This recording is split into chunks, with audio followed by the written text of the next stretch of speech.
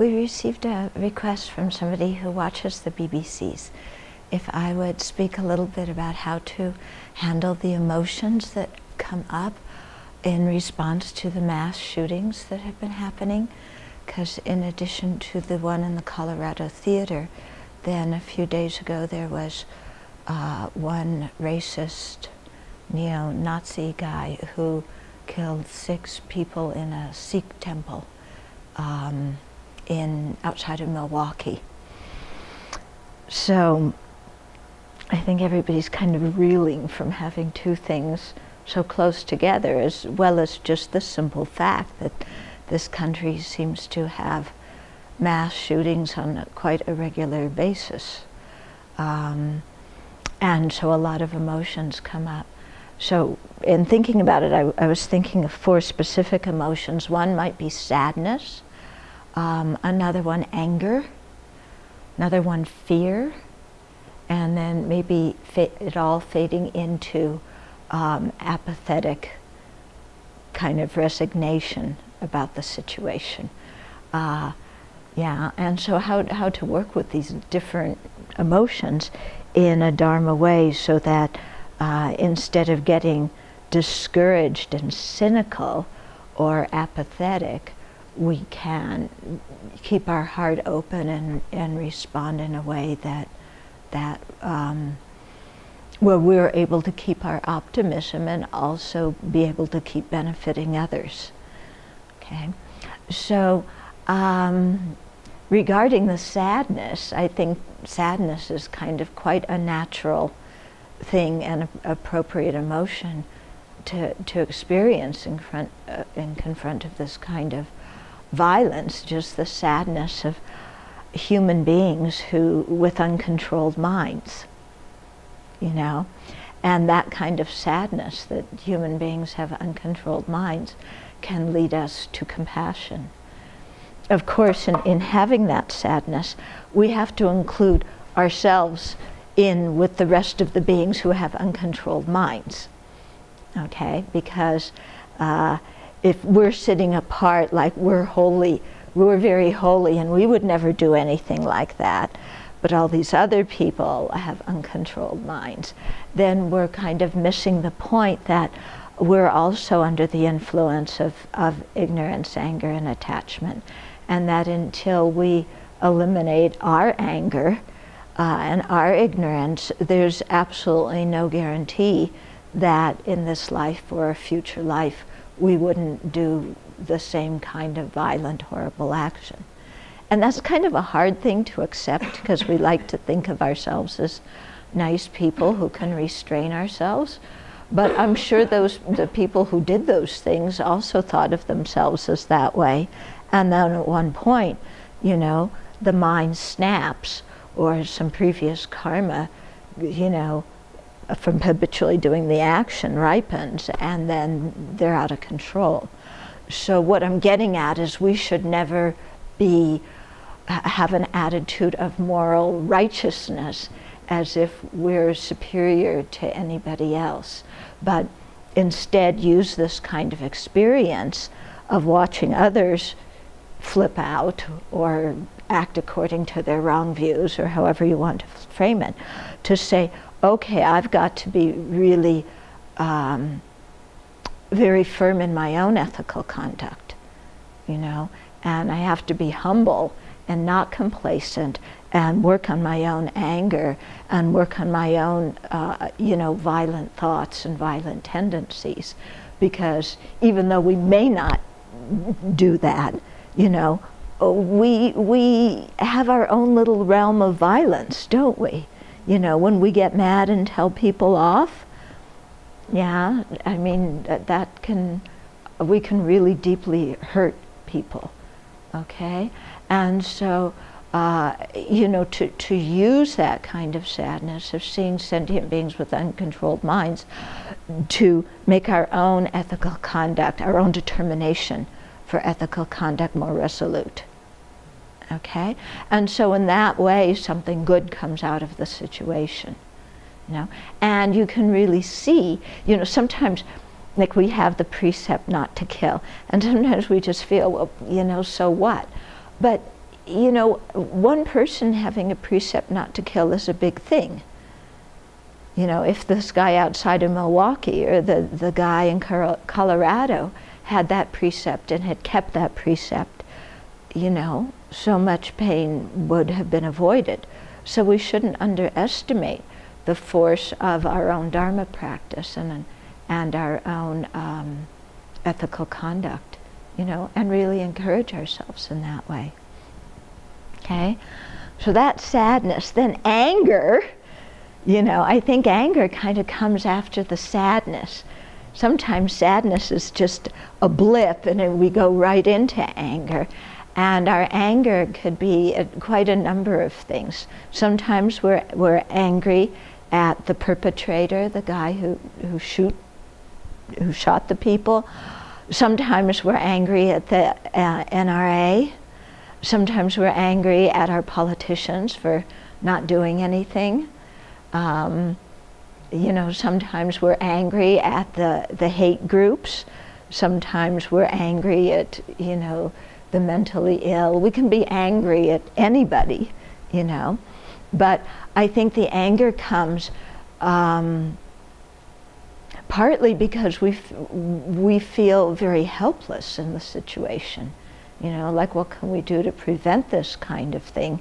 And the people who have the power to enact gun laws or, you know, restrict hate groups or have better treatment for the mentally ill, the people who have the power to do that seem to be more concerned about their own re-election than about serving the public. I don't know about you, but that's how I look at it. Do you look at it that way? It's kind of a cynical viewpoint, but unfortunately, this is, you know, I'm not saying this is true, but that's my, you know, the appearance to my mind at this point. Okay? So it's quite easy to get angry because we feel so helpless. Yeah, and like, why don't these other people do something? Okay, so how do we deal with the anger? I think, you know, again, and this is so difficult, to think I could be one of those people, I could have been in a previous life one of those people who doesn't do anything to stop violence. You know, not only could I have been the perpetrator, but I could have been one of these people who just was more interested in my own bank account and re-election and so on, that I didn't really step up to the plate. That's kind of not so nice to admit, isn't it? Do you feel uncomfortable thinking that? I feel very uncomfortable thinking that I could be that kind of person. Yeah, but why not? You know, again, until we're free from ignorance, anger, and attachment, we can't hold ourselves apart from anybody else. Okay? And so again, this calls for understanding, it calls for compassion, you know, towards the people who have the power to do something and don't. But it also calls for us to be more active. And I think here is, you know, where signing petitions or writing to our Congress representatives or whatever, you know, is something that we can do. Because, you know, if enough people do something like this, you know, and they feel that their re-election is on shaky ground, then maybe they'll do something. Yeah. One person I read in response to this was saying, well, what about, you know, she said, I understand the rights of people who want to own guns, but what about the rights of those of us who want to feel safe? Don't we have rights too? Yeah? Don't we have rights to feel safe when we go to a public place, or even when we're in our own home? So I think, you know, speaking out and saying something like that, you know, not in a hateful way, but in a persistent way, is something that we can do in a free country like we have now, with as much freedom as we do have. You know, which is interesting, because sometimes we complain that the government is doing too much, and sometimes we complain the government isn't doing enough.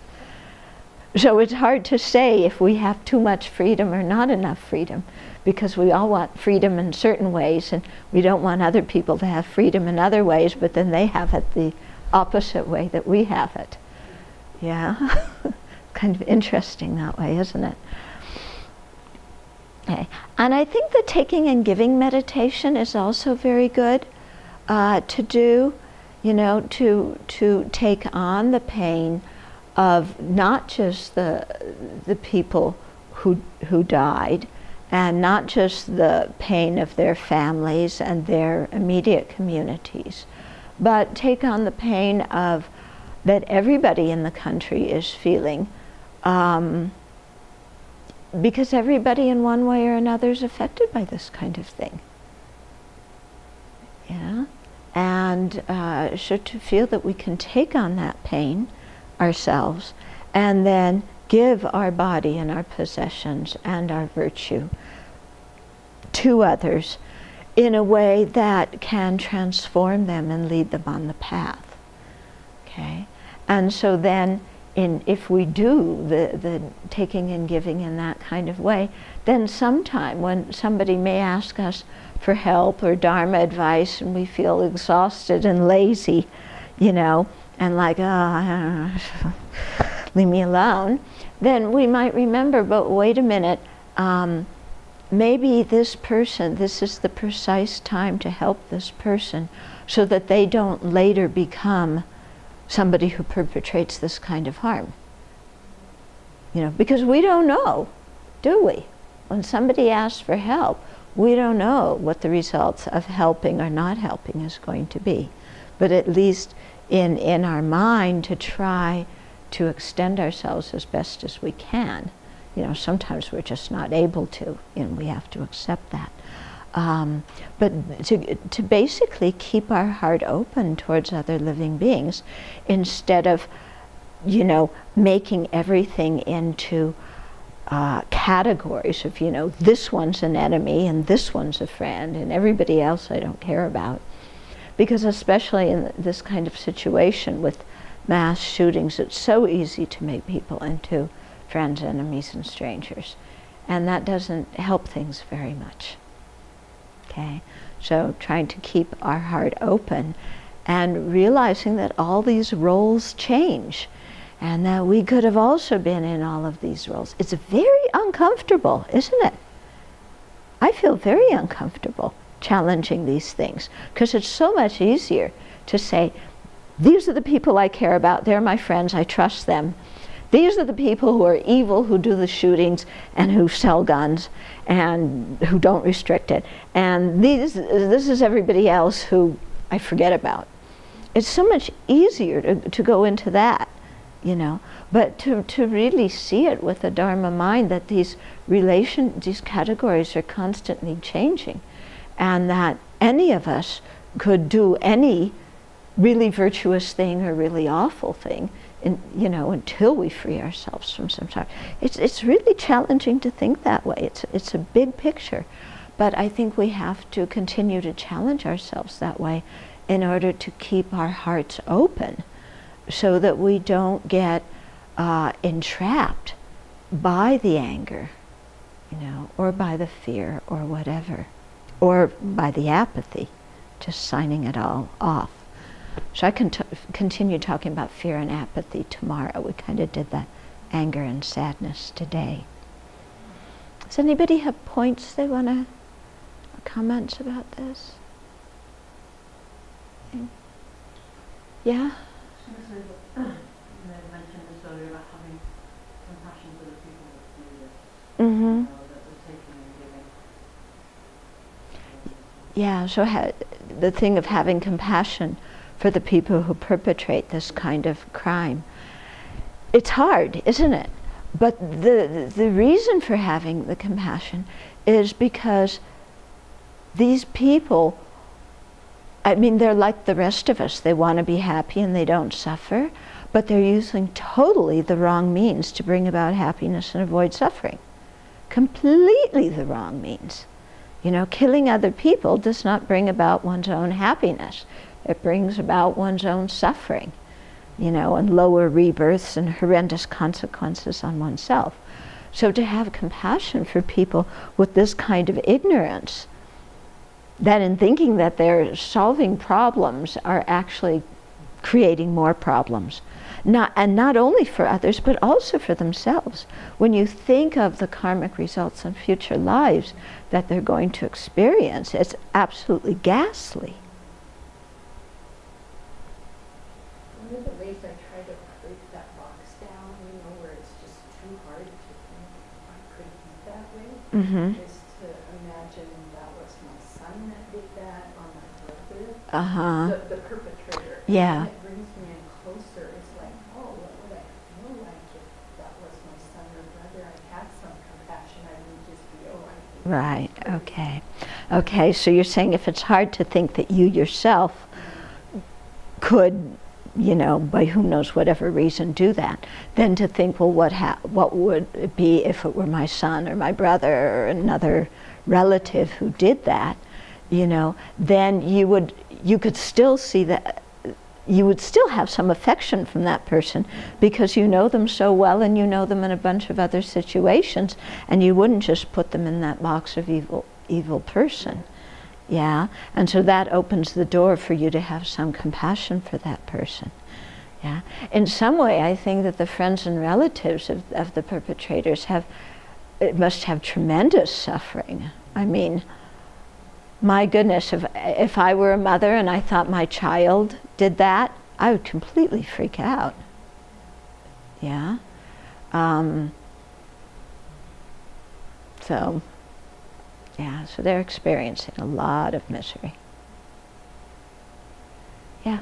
I found that the aversion, the attachment, the neutral, difficult to, now I'm starting to see it, but before, like, it was normal for me. Right. It's normal. I don't like that, that's it. Yeah. But now it's like, the other day we were talking about the forest and somebody said, like, it's, yeah, that's true, that's another part. Like, anyway, I found it, it's a natural thing. Yeah. You know. Okay. Yeah, so what you're saying is this categorization into friend, enemy, and stranger is very natural. And it's one that before you met the Dharma, you didn't even think about. It's like everybody does it. This is the way we're taught. This is the way it is. And these people are good, bad, and neutral from their own side, independent of causes and conditions and other factors. And then how interesting it is when you meet the Dharma to start to question that automatic way of thinking that we have, of putting people in categories and locking them in with the key and throwing them away, throwing the key away. In a very short time, in one day, I saw somebody walked in and I had a reaction of aversion. And another person came, another aversion, and then another person, and that was okay. Like, oh, wow. Yeah, it's amazing if you sit and watch your mind every day, how much it's always going. I like, I don't like, I want, I don't want. And it's hard when we receive it ourselves, when we see it the other one. Like, right. Oh, why you do that all the time? Well, Yeah. But yeah, but it's good to see this in ourselves. You know, because this is the way we're going to start to change. Because we're also going to realize that putting people in categories like this damages our own happiness and limits our own capacity and narrows our own mind. Yeah. I was thinking about another one, because maybe you don't want to feel those. First floor is numb. Yeah. Well, actually, when I said apathetic, it's like numb. Yeah, just numb. Yeah, yeah, and then you self-medicate. Yeah. Okay, so now we'll offer our food to the Buddha as an act of virtue, creating good karma, rejoicing in our own and others' virtue, doing something that is of benefit to the planet.